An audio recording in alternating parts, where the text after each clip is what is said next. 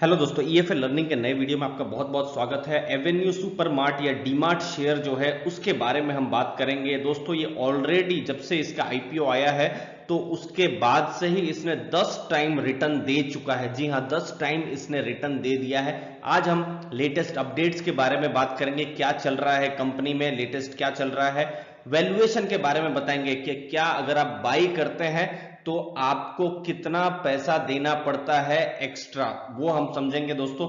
Fundamental screener में आपको बताएंगे वैल्यूएशन के बारे में, प्रॉफिट्स और बाकी को जो सेल्स के डेटा है। अगर आप इन्वेस्टर है या फिर डीमार्ट शेयर पर इंटरेस्टेड है या फिर कुछ नया सीखना चाहते हैं तो दोस्तों बहुत सारी वैल्यू आप लेकर जाएंगे। हर बार की तरफ फोकस डेटा पर हमारा होने वाला है दोस्तों।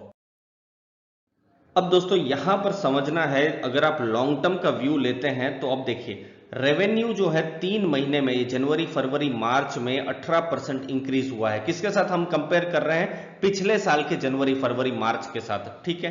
तो वहां पर ये 18% इंक्रीज हुआ है। अब टोटल स्टोर जो है डीमार्ट के 234 हो गए हैं। और पूरे साल की बात करें, ये जो साल था जहां पर एक डिसरप्शन था, टोटल 22 स्टोर ओपन हुए। और ये जो Q4 गया, यहां पर 13 स्टोर ओपन हुए हैं। Q4 मतलब यही जनवरी फरवरी मार्च। अब देखिए इंपॉर्टेंट चीज अब समझने की ये है कि ये जो मार्च के 15 दिन में जो ग्रोथ हुआ है वो कम हुआ है। मतलब पिछले साल मतलब 2020 का जो मार्च का जो 15 दिन का जो ग्रोथ था उसके मुकाबले इस बार 9.4% डी ग्रोथ हुआ है दोस्तों। कौन सी स्टोर में? जो भी पुरानी स्टोर है 2 साल या उससे पुरानी स्टोर में। तो ये एक चीज हम देख सकते हैं। लेकिन जनवरी फरवरी में अगर आप देखें तो 6% का ग्रोथ है। अब इसका मतलब क्या हो रहा है, क्यों डीग्रो हो रहा है? क्योंकि आपने देखा ही है मार्च के महीने में बड़े बड़े शहरों में, जैसे मुंबई की ही हम बात करें तो एक तरीके से लॉकडाउन जैसी स्थिति, कर्फ्यू जैसी स्थिति हो गई है। ये कोविड रेस्ट्रिक्शन आ गए हैं तो उसकी वजह से बिजनेस पर भी फर्क पड़ा है। आज आप price earning ratio financial year 23 के हिसाब से 73 दे रहे हैं। इसको भी हम समझेंगे थोड़ी देर के बाद दोस्तों। ये चीज बहुत ही समझना जरूरी है, चाहे वो डीमार्ट हो या किसी भी कंपनी का आपको एनालिसिस मिले। और ये Q4 में ये होने वाला है। समझ लीजिए पिछले साल किसी कंपनी का 100 का सेल था, ठीक है, जो कि अभी के क्वार्टर में कंपनी दिखा देगी कि 150 का सेल्स हो गया है। लेकिन यहां पर तो आपको दिख गया कि यह तो 50% का ग्रोथ हो गया है 100 से 150। लेकिन जो इंपॉर्टेंट चीज है कि ये जो 100 का जो नंबर है पिछले साल, जो अप्रैल मई जून उस समय की बात करें तो उसकी वजह से हमेशा ये कम ही दिखाएगा। ये हाइपोथेटिकल एग्जांपल ले रहा हूं दोस्तों। मतलब अगर नॉर्मल समय होता तो समझ लीजिए ये 130 या 140 के पास था। समझ रहे हैं दोस्तों? मतलब देखिए पिछले साल कोई भी सेल्स हुआ नहीं है। जैसे एग्जांपल ले रहे हैं कार का, पिछले साल अप्रैल में एक कार भी नहीं बिकी है। तो 0 कार से इस बार कोई 1 लाख कार कोई बता देगा तो इसका मतलब 1 लाख करोड़ में इनफैक्ट इन्फिनाइट ग्रोथ हो जाएगा, ऐसा नहीं होगा। तो ये लो बेस का रीजन है जिसके कारण से परफॉर्मेंस अच्छे दिख सकते हैं। Q4 में अच्छे स्टोर इंक्रीज हुए हैं जो हमने देखे हैं। मेजर इंपैक्ट फिर भी नहीं पड़ेगा क्योंकि कंपनी जो है ऑनलाइन पे ज्यादा से ज्यादा फोकस कर रही है। गोल्डमैन ने 3,290 रुपए का टारगेट दिया है डीमार्ट पे। अब दोस्तों मार्च 2017 से डीमार्ट की लिस्टिंग हुई थी 300 रुपए के आसपास में। इसका आईपीओ आया था 299 में आया था आईपीओ। लिस्टिंग में ही इसका आईपीओ जो था डबल हो गया था 600 के आसपास। अब देखिए ये लाइन है प्राइस अर्निंग रेशियो की, ठीक है। प्राइस अर्निंग रेशियो ही अगर आप देखें तो ये 120 से ऊपर है। ये पहले से ही महंगा स्टॉक है दोस्तों। और अभी आप प्राइस अर्निंग रेशियो देखेंगे तो ये 200 के पास आपको दिखेगा, 192 193 के पास। मतलब आप बहुत ही ज्यादा पे कर रहे हैं इस स्टॉक को खरीदने के लिए।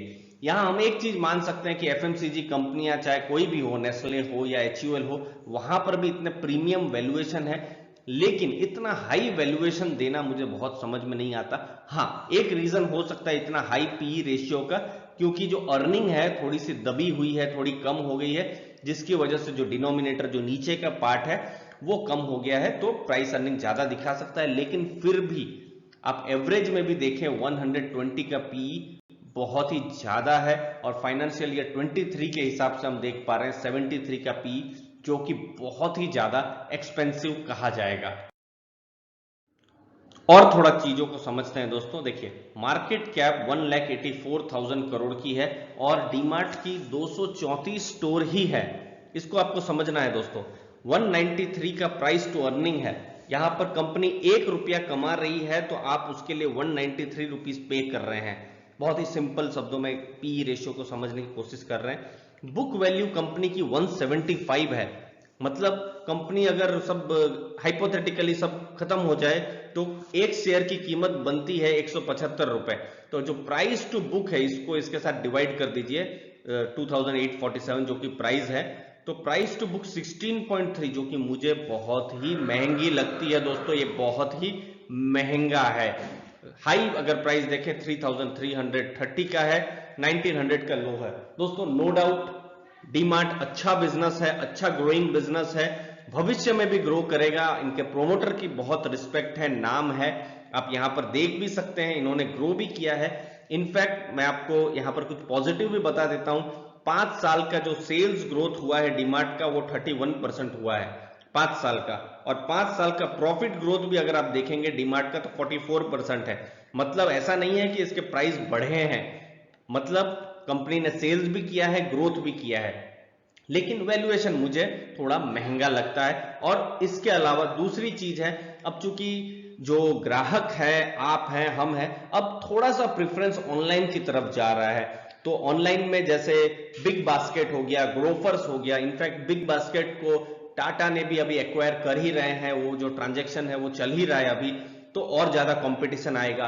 रिलायंस भी आएगा ऑनलाइन में तो और ज्यादा कंपटीशन होगा। तो ये जो मार्केट है, जो ग्रोसरी की जो मार्केट है, यहां पर बहुत ज्यादा कंपटीशन भविष्य में देखने को मिलेगा। तो क्या ये जो वैल्यूएशन है डीमार्ट जस्टिफाई कर पाएगा, देखने और सोचने वाली बात रहेगी।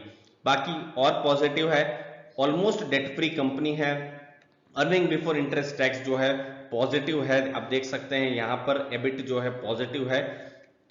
आप देखिए इंडस्ट्री पी भी 84 क्या है, तो उसके हिसाब से भी वही मैं कंपेयर कर रहा था, उसके हिसाब से भी डीमार्ट महंगा महंगा दिख रहा है। प्रॉफिट अच्छा खासा ग्रोथ किया है। सेल्स भी देखिए जो हमने बताई अच्छी खासी यहां पर ग्रो की हुई है, लेकिन थोड़ा सा महंगा है, उसको आपको समझना है दोस्तों।